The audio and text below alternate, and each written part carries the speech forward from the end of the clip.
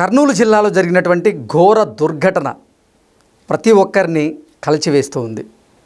హైదరాబాద్ నుంచి బెంగళూరు వెళ్తున్నటువంటి Vemuri Kaveri private travels bus బైక్ని ఢీకొట్టడంతో బస్సు ప్రమాదానికి గురై బస్సులో ప్రయాణిస్తున్నటువంటి 43 మందిలో 19 మంది సజీవ దహనమైనట్లుగా సమాచారం అందుతోంది. ఇప్పటికే ఆంధ్రప్రదేశ్ ప్రభుత్వం సహాయక చర్యలను అక్కడ ముమ్మరం చేసింది. అగ్నిమాపక సిబ్బందితో పాటుగా ఎంతోమంది కూడా అక్కడ మృతదేహాలను బయటికి తీసుకొచ్చేటువంటి ప్రయత్నం అయితే చేస్తూ ఉన్నారు. అసలు ఈ ఘటనకి ప్రధాన కారణం ఏంటనేది మనం పూర్తి స్థాయిలో విశ్లేషణ చేసుకుందాం. ప్రస్తుతం మనతో పాటున్నారు జనసేన పార్టీ రాష్ట్ర అధికార ప్రతినిధి కుసుంపూడి శ్రీనివాస్ గారు. సార్తో మాట్లాడదాం. సార్ నమస్తే సార్. సార్, కర్నూలు జిల్లాలో జరిగినటువంటి ఈ దుర్ఘటన నిజంగా ప్రతి ఒక్కరిని కలిచివేస్తూ ఉంది. ఒకే కుటుంబానికి చెందినటువంటి 4 వ్యక్తులు, అలాగే బస్సులో ప్రయాణం చేస్తున్నటువంటి 43 మందిలో 19 మంది సజీవ దహనమైనట్లుగా కొన్ని వార్తలు అయితే వస్తూ ఉన్నాయి. ఏంటి సార్ అసలు ఈ ఘటనకి కారణం ఏంటి? ఏం జరిగి ఉండొచ్చు అంటే ఏం చెప్తారు? అంటే కృష్ణ గారు, నిజంగా ఆ దుర్ఘటన చూసిన వాళ్ళు ఎవరికైనా మనసు కలిచివేస్తుంది. ఈరోజు తెల్లవారుజామున పాపం నిద్రమత్తులో ఉండి ఉంటారు. నిద్రమత్తులోనే ప్రాణాల గాల్లో కలిసిపోయినాయి.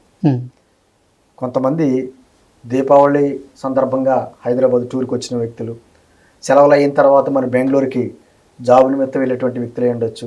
కొన్ని కుటుంబాలు ఎలా ఏమైపోయిందంటే, ఇంకా పూర్తిగా అధికారిక లెక్కలు అయితే రాలేదు.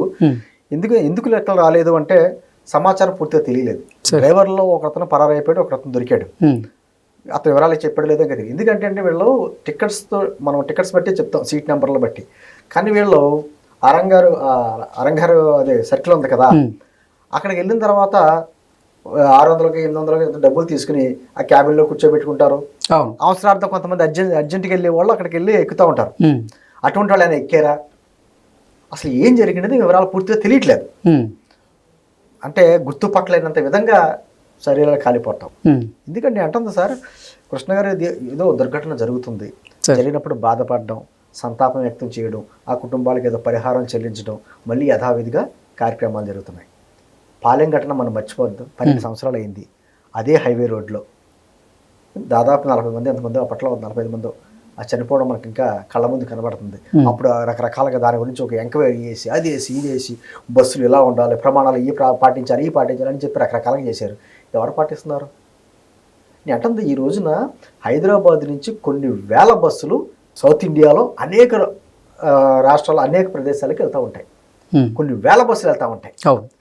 మళ్ళీ పొద్దున కొన్ని వేల బస్సులు హైదరాబాద్ వస్తూ ఉంటాయి. అసలు ఎవరు టెస్ట్ చేస్తున్నారో ఏంటి? ఈ రోజున ఆ తగలబడిపోయినటువంటి బస్సుకు సంబంధించి దాదాపు 23,000 రూపాయల చలానాలు ఉన్నాయి. 23,000 రూపాయల చలానాలు కూడా ఓవర్ స్పీడ్ వెళ్తుండగా తీసేటువంటి చలానాలు. చర్యలు అయ్యి అంటే ఒకటి కాదండి, ఆర్టీఐ అధికారులు ఉన్నారు, మేము పర్యవేక్షిస్తున్నాం, టెస్టింగ్ చేస్తున్నాం అంటారు. ఇంత పర్యవేక్షణ చేస్తా అంటే ఈ రోజున చూడండి, అది ఎక్కడ డీడీ అంట, డయ్యూడామన్. అసలు ఆ స్టేట్ ఎప్పుడో ఉందని చాలా మంది మర్చిపోయారు. డయ్యూడామన్ రిజిస్ట్రేషన్, కొన్ని రిజిస్ట్రేషన్ ఏమో నాగాలాండ్ ఎన్ఎల్ అని ఉంటాయి, కొన్ని ఒరిస్సాలు ఓడి, మరి తెలుగు డార్జిలింగ్, ఇటువంటి అక్కడ మరి రిజిస్ట్రేషన్కి ఛార్జెస్ అవి తక్కువ ఉంటాయి కదా. దాని ప్రకారం ఏదో రిజిస్ట్రేషన్ ఎక్కడో చేయించుకుంటారు, నేషనల్ పర్మిట్ తీసుకుంటారు, నడుపుతూ ఉంటారు.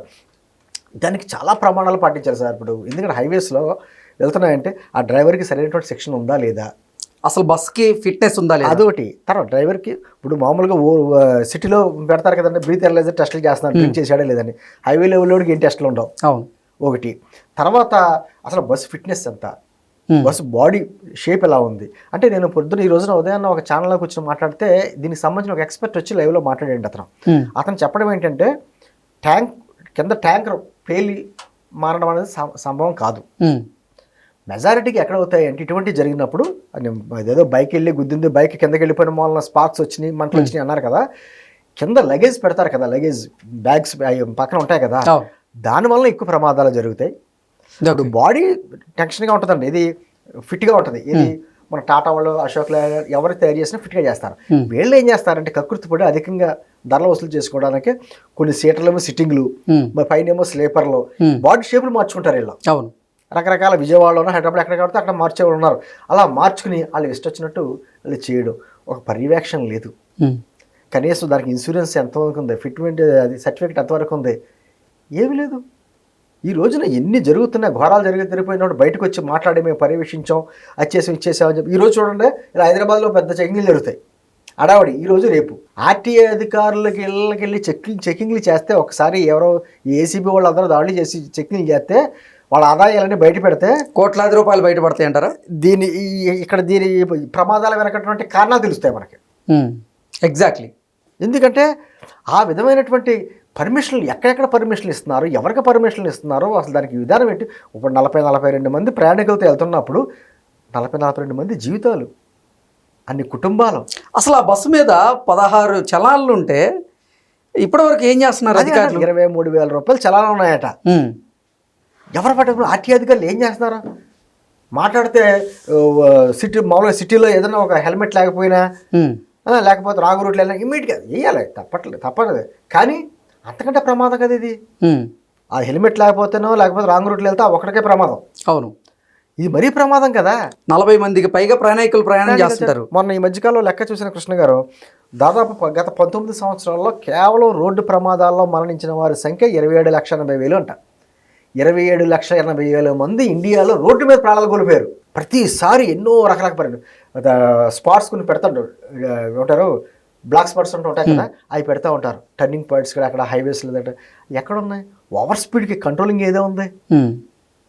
ఇలా ఎన్ని బస్సులు తిరుగుతున్నాయంటే ఒకే నెంబర్ ఉంటుంది, రకరకాల బస్సులు తిరుగుతూ ఉంటాయి.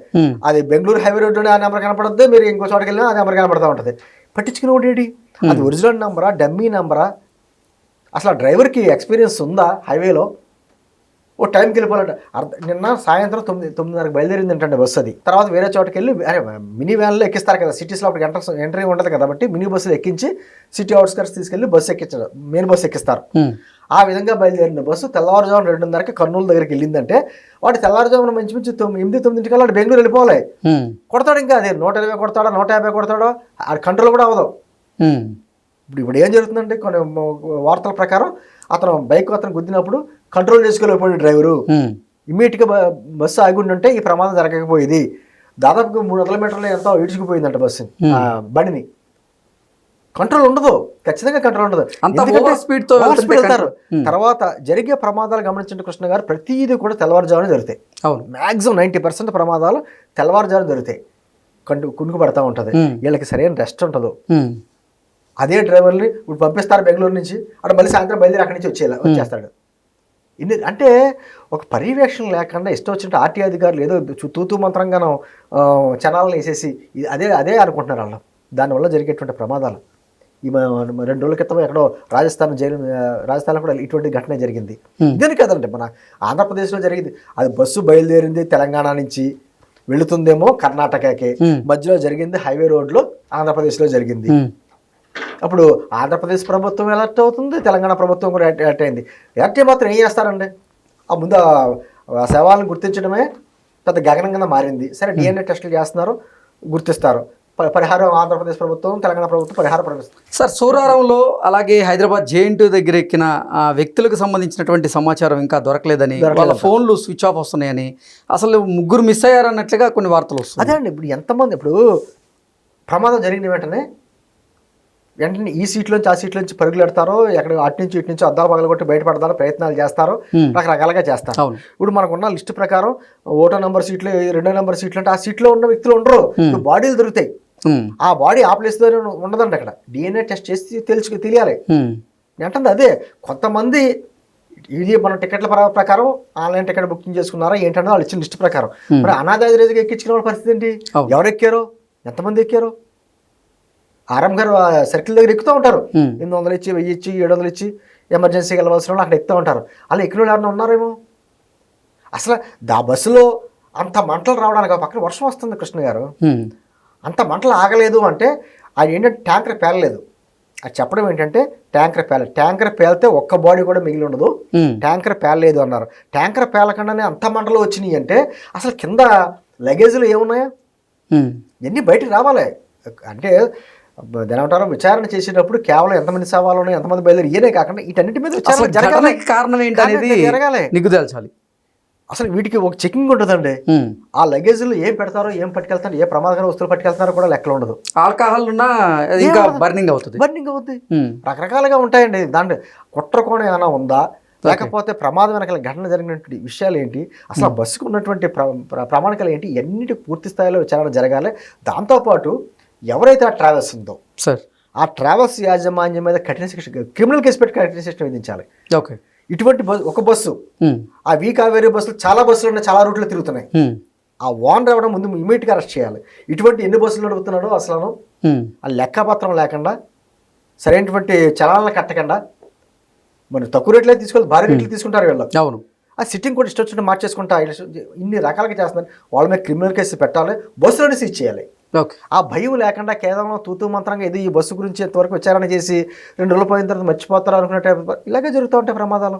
మళ్ళీ మనం బాధపడతాం, మళ్ళీ ఇలా మాట్లాడుకోవడం, ఇది కొనసాగింపుగా అయిపోద్ది. అసలు ఆర్టీఐ అధికారులు పర్మిషన్ ఇచ్చింది ఎవరో ఆ బస్సుకి, ఇవన్నీ బయటకు రావాలి.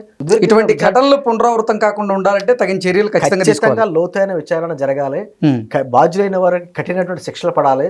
అదేవిధంగా బాధిత కుటుంబాలకు కూడా న్యాయం జరగాలి. ఇంకెంతకు మించి మనం ఏం చెప్పగలం అండి. Okay. Okay sir, thank you so much.